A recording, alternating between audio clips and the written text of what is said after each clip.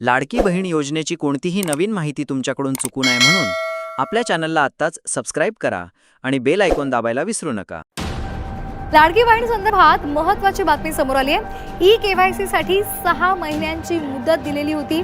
या मुदतवाढी संदर्भात मुख्यमंत्री निर्णय घेतील अशी माहिती अदिती तटकरे यांनी दिलेली आहे.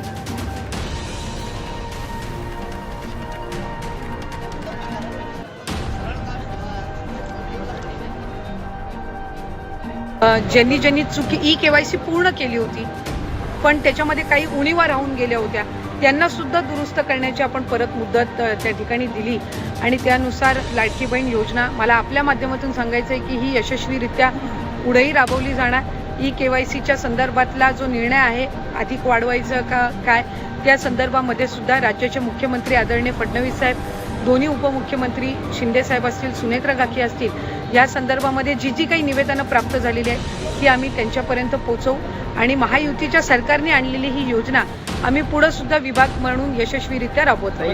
तर ताई, ही होती लाडकी बहीण योजनेची आजची सर्वात मोठी आणि खरी माहिती. तुमचे या योजनेबाबत काही प्रश्न असतील किंवा तुमचा अर्ज पेंडिंग दाखवत असेल तर खाली कमेंट बॉक्समध्ये नक्की विचारा. मी तुम्हाला उत्तर देण्याचा नक्की प्रयत्न करेन. हा व्हिडिओ तुमच्या मैत्रिणी आणि नातेवाईकांसोबत व्हॉट्सॲपवर नक्की शेअर करा, जेणेकरून त्यांनाही ही महत्त्वाची माहिती मिळेल. चॅनलला सबस्क्राईब करा आणि व्हिडिओला लाईक करा. भेटूया पुढच्या व्हिडिओमध्ये नवीन माहितीसह. धन्यवाद. जय महाराष्ट्र.